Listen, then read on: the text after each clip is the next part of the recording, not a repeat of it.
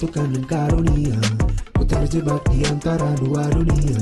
Jalani sebuah kutukan dan karunia, ku terjebak di antara dua dunia.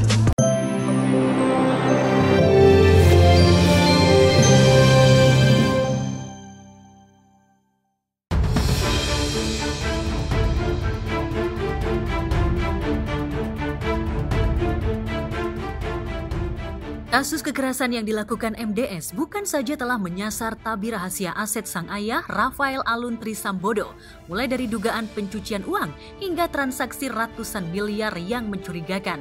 Tapi akibat perbuatannya, sejumlah nama harus ikut terjerat, salah satunya LS hingga AGH yang baru saja ditetapkan sebagai anak yang berkonflik dengan hukum. Belakangan, inisial APA yang sempat disebut-sebut pihak pengacara AGH sebagai pembisik alias provokator MDS, hingga amarah MDS memuncak, lalu luapkan kekesalannya pada David Ozora dengan cara keji. Belakangan, APA tampil ditemani keluarga dan kuasa hukumnya. APA berdalih jika apa yang dituduhkan MDS-CS merupakan fitnah dan pencemaran nama baik. Kesal namanya difitnah, pihak APA pun akhirnya melaporkan MDS-CS ke Polda Metro Jaya kemarin. Lantas apa saja bukti yang disodorkan untuk melaporkan MDS-CS? Benarkah APA merasa sama sekali tidak terlibat memprovokasi MDS? Sejauh mana kedekatan APA dengan putra petinggi pajak Rafael Alun ini? Jadi pernyataan klarifikasi kami itu yang diinginkan adalah dengan tegas satu, bahwa Amanda APA ini tidak pernah kenal dengan AG. Tidak pernah ada kenal sama sekali. Dan hubungan Amanda dengan MDS sudah berakhir di tahun kemarin di 2002. Dan mereka sudah menjalani kehidupan masing-masing. Namun di tanggal 30 Januari itu Amanda sedang berkumpul bersama teman-temannya di sebuah kafe di Kemang. Lagi hangout biasa lah teman-temannya sama teman-teman di sana. Nah, saudara MDS ini datang menemui. Nah, kemudian terjadilah percakapan-percakapan. Sebenarnya terus terang aja sebenarnya Amanda keberatan untuk ditemui karena lagi sedang hangout bersama teman-temannya. Itu tentu adalah beberapa teman yang melihat dan di kafe itu sendiri gitu loh. Itu bukti-bukti yang kita juga ada pertemuan di situ. Jadi kemudian kita masuk kepada pemanggilan Amanda oleh pihak Polres Selatan. Jadi pemanggilan oleh pihak Polres Selatan untuk memberi keterangan saksi itu dilakukan pada tanggal 2 Maret teman-teman nih 2023 sudah memenuhi pemanggilan dari Polres Selatan.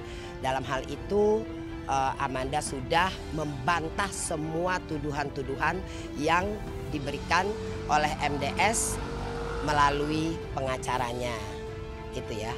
Kemudian apabila ada berita simpang siur di luar bahwa Amanda sudah BAP 2 kali di tanggal 24, tidak benar sama sekali. Faktanya 2 Maret baru memberikan keterangan di Polres Selatan. Nah, namun demikian kita akan mengetahui bahwa kasus ini sudah dilimpahkan kepada Polda Metro Jaya.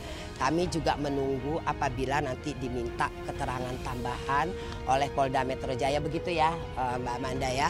Kita bicara berkas perkara dulu, tahap 1 mungkin ya kalau berkas perkara. Kalau tahap 2 itu kan pada proses untuk tahap dinyatakan lengkapnya berkas oleh kejaksaan atau penuntut umum. Kemudian nanti baru tahap 2 adalah tersangka dengan barang bukti. Ya, ini tahap 1 dulu. Kita dalam proses kelengkapan berkas perkara.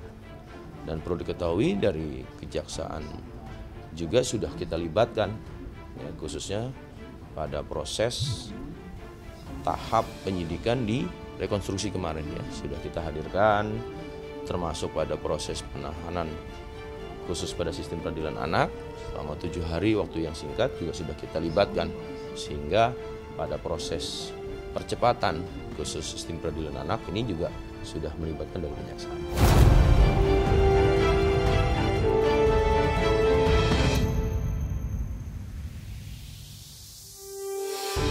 Entah apa ini dari pihak MDS bersama kuasa hukumnya mengkaitkan Amanda untuk sebagai seolah-olah ada pemicu.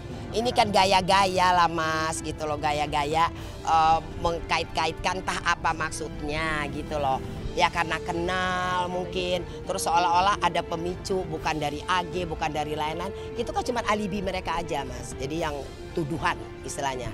Nah makanya tuduhan ini kan tidak benar Mas, kita lapor, udah bilang aja sama pengacaranya deh kita udah LP.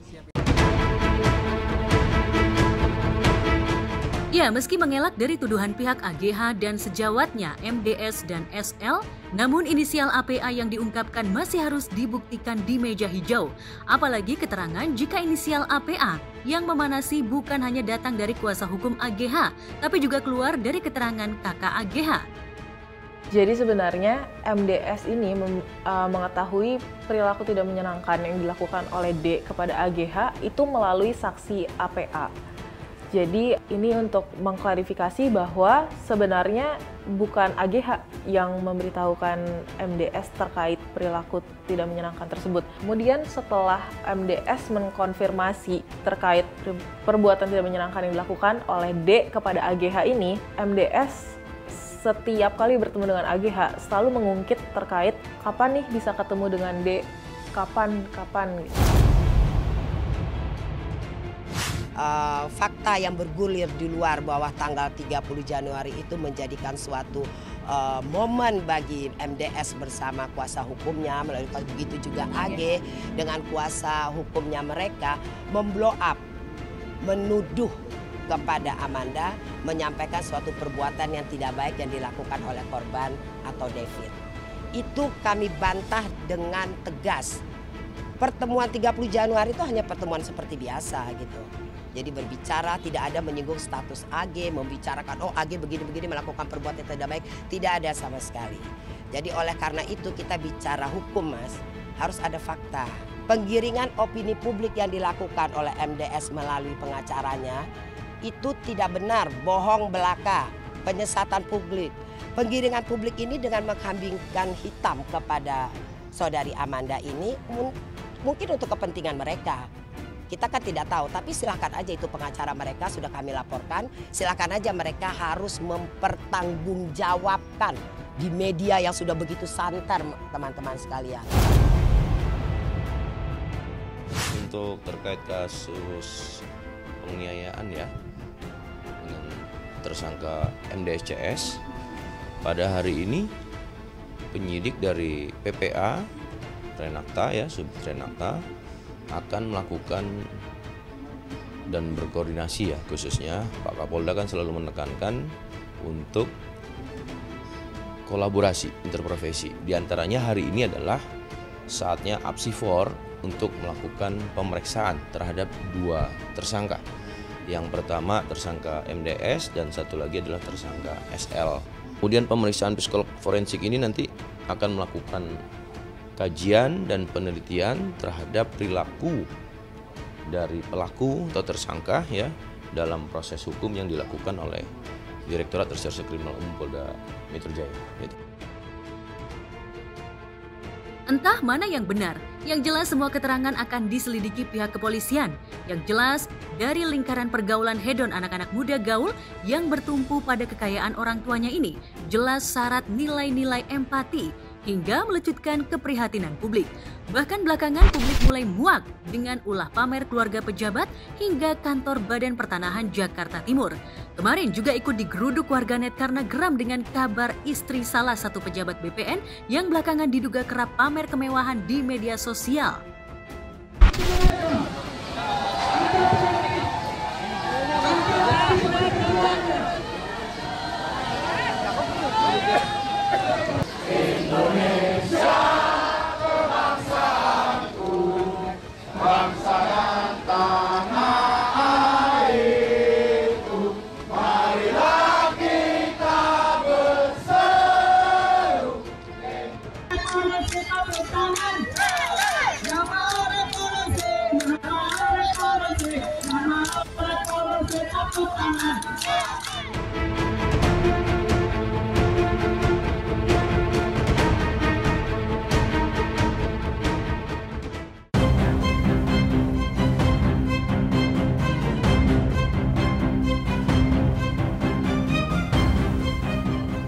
balik kasus kekerasan MDS yang menyasar aset dan harta kekayaan ayahnya Rafael Alun juga mencuatkan kegeraman publik pada perilaku hedon kalangan pejabat.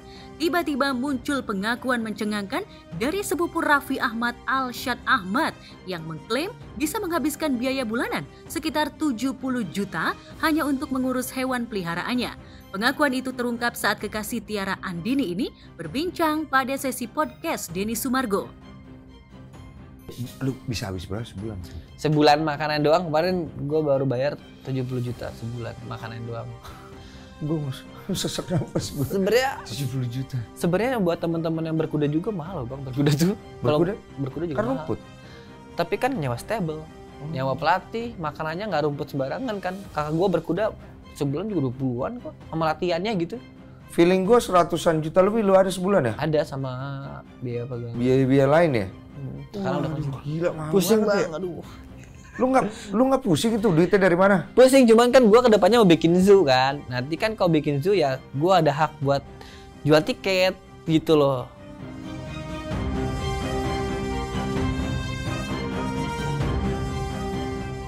Selain harus merogoh kocek puluhan juta untuk merawat hewan peliharaannya, untuk membangun mini zoo-nya, kabarnya Alshad sampai harus menghabiskan biaya puluhan miliar. Lantas, benarkah dana 50 miliar sengaja disediakan ayah Alshad untuk hobi putranya? Karena gue planning 5 tahun. Jadi masih nggak ngos-ngosan. Tapi kalau udah lewat 5 tahun, mulai mikir kok masih gini-gini aja gitu loh. Ngitung dulu. Ngitung ya, 100 kali 12 bulan. 1,2 M sampai 1,5 M. Ya, kali 5 tahun, 6 M.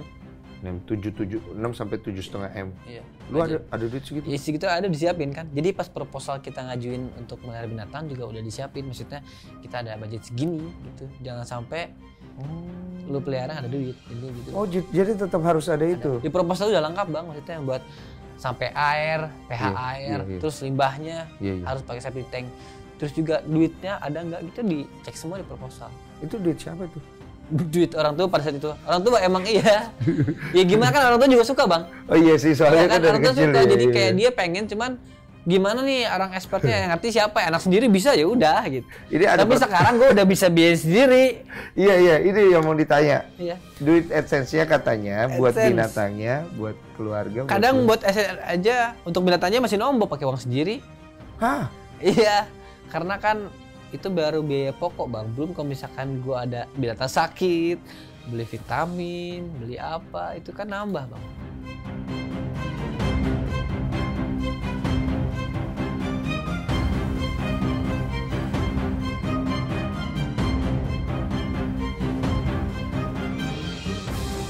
Sejak pengakuan itu mencuat, sontak warganet pun langsung mempertanyakan dari mana sepupu Raffi Ahmad itu mendapatkan uang sebesar itu.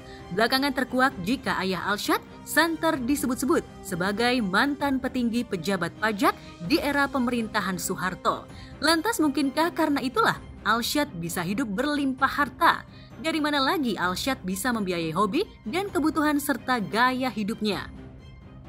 Lu kapan mau punya zoo sendiri? Kalau punya zoo, ini lagi nyicil bang, maksudnya nyicil buat cari tanah juga, lokasi yang tepat. Jual rumah dulu itu ya? Kebantu banget kalau misalkan rumahnya laku. Mahal. Iya gimana? Bukan gue yang jual, bokap. Iya, tapi siapa yang mau mampu beli itu? Lama itu. Kalau gue yang punya ya beda cerita, kan bokap yang punya gimana dia ngejualnya gimana? Iya.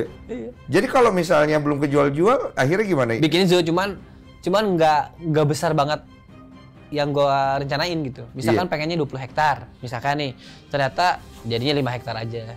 Gampang banget ngomong 20 hektar, Mak. Itu kan tanahnya yang murah bang. Iya, 5 hektar juga gede, Bos. Iya, tapi kan minimal susu gitu, 2 hektar. Di daerah Bandung atas itu? Ya, pinggir Bandung lah. Harga masih oke ya? Nah, makanya sekarang mahal semua cari yang oke lah. Apalagi pas Alshad datang ke sana. Iya. Mas Alshad, oh iya. Asli. Semeter 30 aja mas. Orang sekarang suka banyak yang ngirim proposal surat jual tanah gitu. Ke lu? Rumah, iya. Oh gara-gara tau lu mau bikin zoo? Iya.